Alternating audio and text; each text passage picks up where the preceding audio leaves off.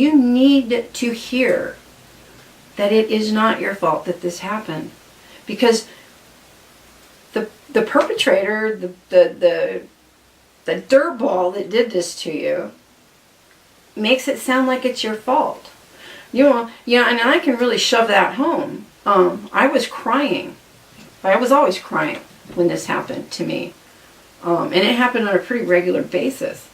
And in a fit of anger, my father said to me, "You started this. He got right in my face, just like this. You started this, and I want you to shut up and stop crying." And the cursing that was going on, it was just furious. You started molesting yourself. Oh yeah. Well, it gets better. And anybody who's ever had a child, this is going to stop your heart. Because I was, I don't know, 3rd or 4th grade. And the future was probably written in stone when I was born, because even with all the violent stuff that was going on in my house, you know, to have the brass to even ask the question, I couldn't shut up, ever. Even when I was a kid, I just could not shut up. He said to me, because I said, "I didn't start this. I remember starting this." And I'm blathering. I didn't start this, of course, you know, and I got hit for that. And he snarled in my face. This is just so burned into my brain. "You were 6 months old and you started it. And I do not ever want to hear another word about this. You started it. You want this."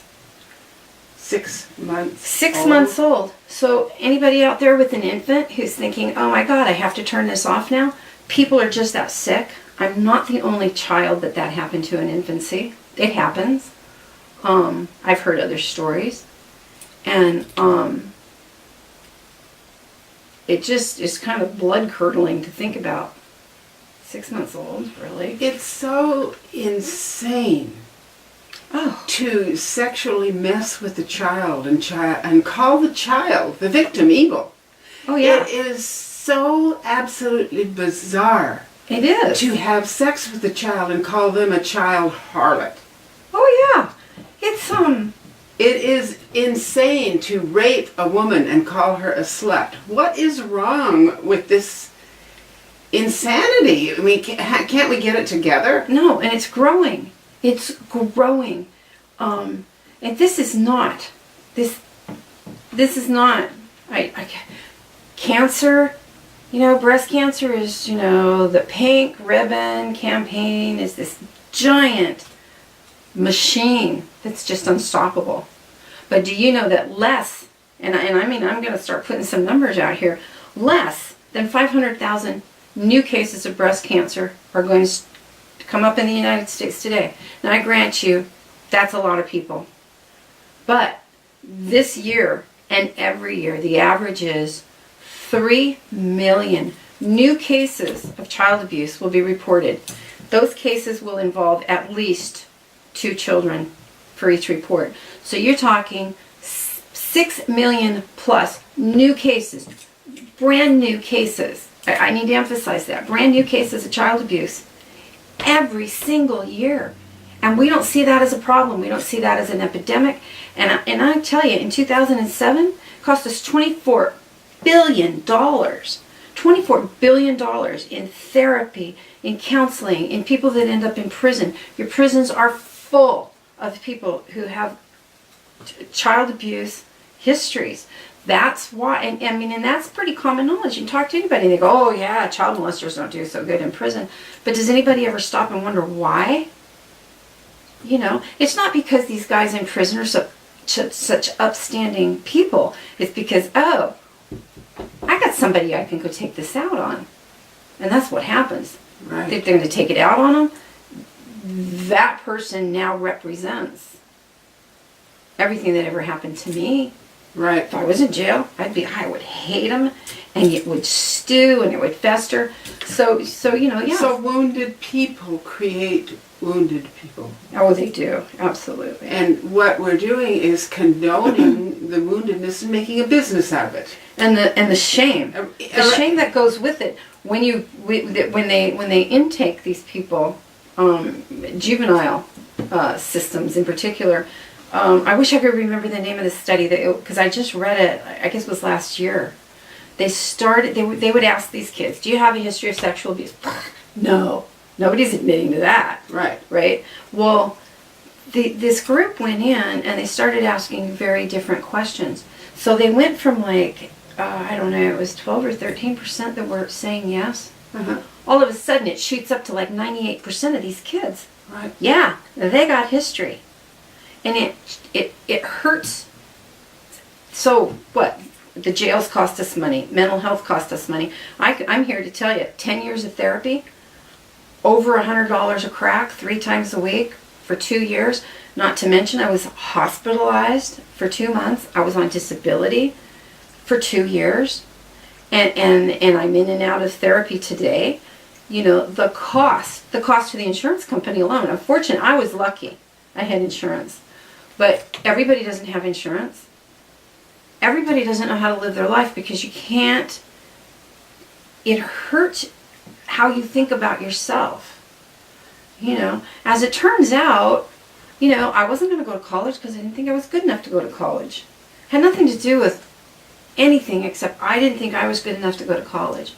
So, at some point, because I knew I needed to know how to do something, I went to this little business school and took a course. Well, I was like, oh, I'm getting really good grades, right? And this was an expense too, because I paid for this course, and I got straight A's. It was an 8-month course. I got straight A's, and I was like, oh, well, I paid for that. Unfortunately, I used my GI Bill for it. But then because I could do that, I thought, oh, you know, maybe I could go to the community college and, you know, really learn how to do something. And so I did that, and I did well. And I guess my point is, in the end, I was smart enough to, and it's, quite frankly, I'm still in awe that I managed to do this, but I've got 2 undergraduate degrees. Well, of course, I ended up with an associate degree too, but I've got 2 undergraduate degrees and I've got 2 master's degrees. I got a double master's in 28 months. I'm no slouch. But you know, what happens to people like me is even with those accomplishments, that anybody, I mean, anybody can tell you that is not easy to do. You feel like you go through your life and you get something good happens, and there's this little thing in the back of your head going, oh, you cheated. Somehow you cheated the system. You didn't really earn it. You just sort of earned it. And I think that that's a lifelong battle that you fight. You don't admit it. As a matter of fact, this is the first time I've ever admitted that publicly. I got a wall full of stuff that I've earned that I worked very hard for, and I can say that intellectually, but in my heart, you know, somehow I cheated the system to get that. Because you so completely believed that you were unworthy. Yeah. You so completely believed it that even when you get it, you find an excuse to think you're unworthy, but that same drive makes you go out and accomplish something else. Yeah. Yeah, absolutely. And I mean, I'm a lot more comfortable in my skin than I used to be, and I'm very proud of my accomplishments, obviously. And I guess the point of all of that is, I've you know, it seems like I have always had, through Facebook, there's always been a couple of people that I've talked to, you know, for whatever reason I attach we attach ourselves to each other, and they're usually in a really bad place. And you know what I hear? I always hear, I can't do that. I can't go to school. I can't, you know, I can't. And that really means internally, I'm unworthy. It's exactly what it means, because I'm talking to these people. They're not stupid. There's nothing wrong with them.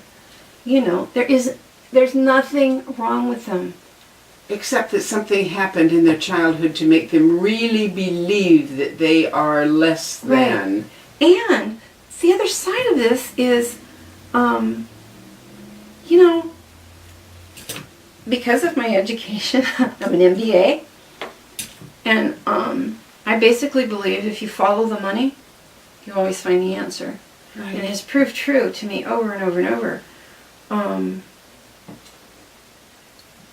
There's a trail. There's a paper trail, a money trail, even in child abuse. Those moms, they're having kids. They're not getting married because they can't sustain a relationship. They end up as single moms. Or they end up they sustain a relationship that's not healthy. But they're on welfare, they're on food stamps. They can't get an education because they don't think they're good enough to get an education. This is what being, and I mean, I'm going to use a harsh word. I mean, I'm going to say it's rape. It is rape, which is a whole nother subject. There's a lot of talk about statute of limitations, which I'm going to get to in a minute. But they come out of this feeling inadequate. On so many levels, they feel inadequate. Why that happens, I don't know. Because everybody doesn't go through a violent experience. It's the I'm doing this to you, and it's a secret, and if you tell, it's going to ruin somebody's life. So you have become responsible at a very young age for this giant thing that somebody else is doing. Yeah. And somehow, I'm sure some therapist or, somebody... The weight of the responsibility is more than they can carry. And if they're successful, the responsibility of success is weighty. There's a connection. So here you go. And I look at these numbers. 6 million new cases in the course of the next year. From today, while you're listening to this, from this date to 1 year from now, another 6 million children, and those are just the reported numbers. That's just what's reported. These are very conservative. So one of the things that I have been talking about lately is 94 million adults. There's 317 million adults in the United States alone. Just in the United States. I mean, and I'm talking, we're going to keep this small, right? Right. Small. 94 million adults in the United States have abuse histories that affect their lives. It affects your life. Whether you know about it or not, this is gospel truth. You can look it up yourself. Our president was put into office with 57 million votes. What is it telling you? I mean, what it's telling me is we need duct tape pictures. We need to come together as a group. We need to come together, and we need to say we're the majority and we vote and we want things to change. What you're saying is that the majority of the people are remaining silent on extremely important issues like their freedom, Because they're afraid. their truth. We had a representative. Hopefully this is okay. I'm not going to say his name. He's a representative out of Pennsylvania, and he was on my radio show. And one of the things he talked about, how sad is this statute of limitations? We talked about, you can go to a website, and it will tell you what the statute of limitations is state by state by state. And actually, it's just an information page so that you know statute of limitation. Right. So you go to this page, and when you're looking, you go down the list, and all the states are there. And on the surface, it looks like statute of limitations for sexual assault is 0. And you start drilling down. Sexual abuse of a minor, 28 years old, 7 years after the last offense. There's these exceptions, and you don't see that on the surface. On the surface, it's like, well, those of us who know better, I know better. I know that when I was going to take my dad, I had decided at some point I was going to take him to court because hundreds of thousands of dollars had been spent just trying to put my life back together. And at that time in California, I was 35 years old. I was 35 years old. The last offense to me physically was I wasn't quite 17 years old, and the statute of limitations was 7 years after the last offense. It was way past that. So the problem with statute of limitations is they used to say the average age that people came to start to deal with this was 33, 34. They've actually upped that to somewhere in your mid-40s. You're so far past the statute of limitations in most states that you don't get your day in court. But if you're a woman who was raped, almost across the board, no statute of limitations. No statute of limitations. I could get raped by the guy across the street and go after him in 20 years. Wouldn't matter. Right. Might be hard to prosecute, but I'd have my day in court. But a child, no. No, if you're a child, no. And the thing for is, a child, they use different terminology. They don't call it rape. No. They call it it's molesting. Molesting. And molesting and abuse, they don't call it sake. rape. But it's still sexual penetration. Yeah, and this is terrible because I actually went to the dictionary and looked this stuff up, and I was going to bring it because I was going to read you the definition of abuse, molesting, sexual assault, rape, and it just becomes more and more violent. So apparently, if you're a 30-year-old woman and you're raped, it's just a horrible aberration that you'll never recover from in your life, and you get to take this person to court for whatever they did to you. But if you're a child, it's over. Get over it. You're grown up now. And the damage is lasting. Even I am probably, I'm probably the sanest person I know. I can talk about this stuff, and occasionally it'll catch me, and I think that I don't even know how to explain that, it's like I'll be just going along fine, and then I'll be telling a story about something, and it'll hit me. Right. This really happened. I'm not even sure that I'm not crying, and it doesn't choke me up, and it doesn't make me cry for me anymore. Right. So we all grow up and, kind of go our separate ways, and there's an attempt from time to time to talk, but it just doesn't happen. My mother, I was 40 years old, my mother called me a husband stealer. Whoa. She did, which was quite stunning because she had remarried, and I just thought this guy was the neatest guy. And the truth of the matter is he was an alcoholic. He drank a case of beer every night, plus a bottle of Jack. And but you know what he did for me?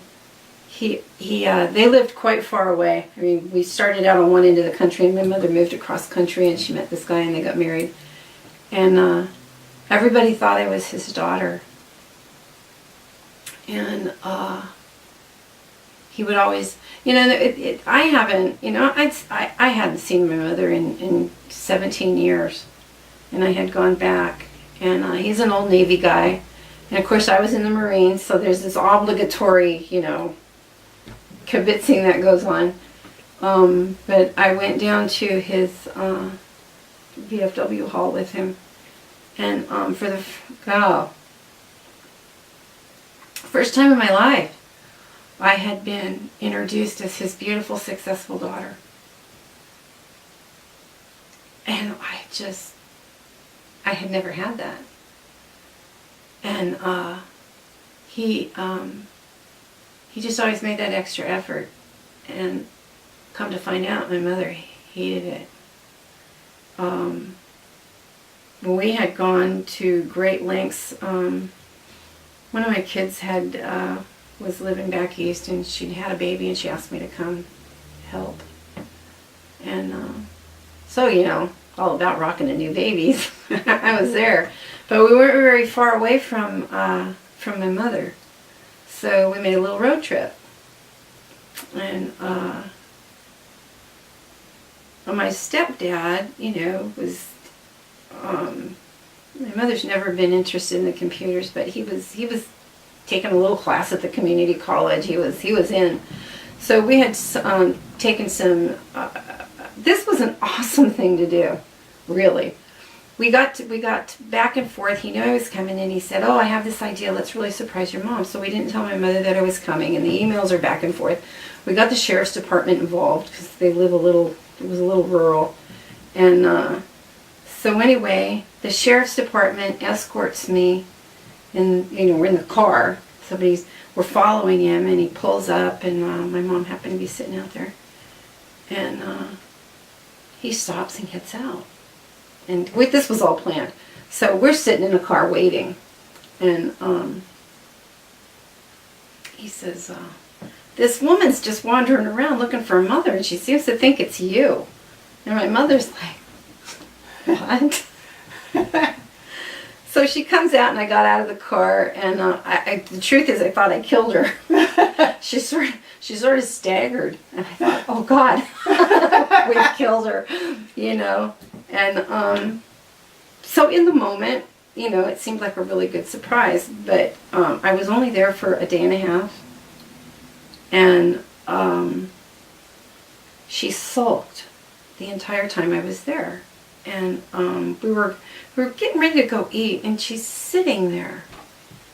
And I grew up with this kind of stuff. She needed a thumbprint invitation, for stuff. And I was like, "Mom, we're getting ready to go. Let's go. What are you doing?" "I wasn't invited," she says, just like that. "I wasn't invited." It's like, "Of course you're invited. Why do you need to be invited? It's your house. Let's go."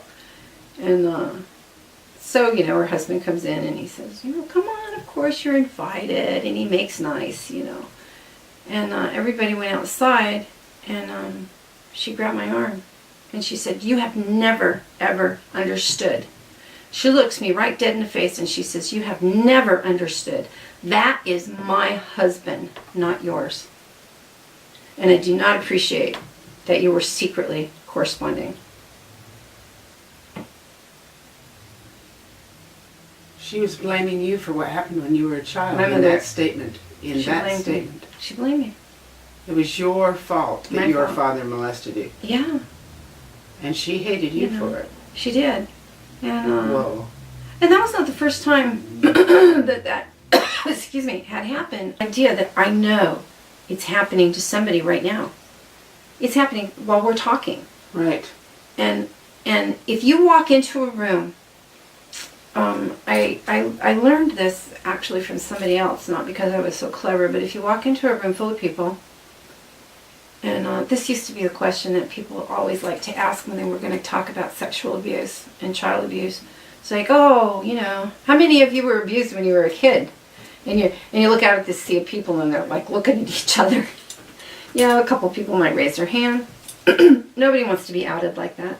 Right. So of course, you've already set yourself up to not get a true answer. Right. And depending on the setting, I might not raise my hand either. Right. And I'm pretty out there. Right. So what they started asking was, how many of you know someone? How many of you know somebody who was abused? And they used the word abused. Stand up. I'm going to ask you to stand up. Without fail, 100% of the room stands up. Right. That tells you right there. That tells you. Right.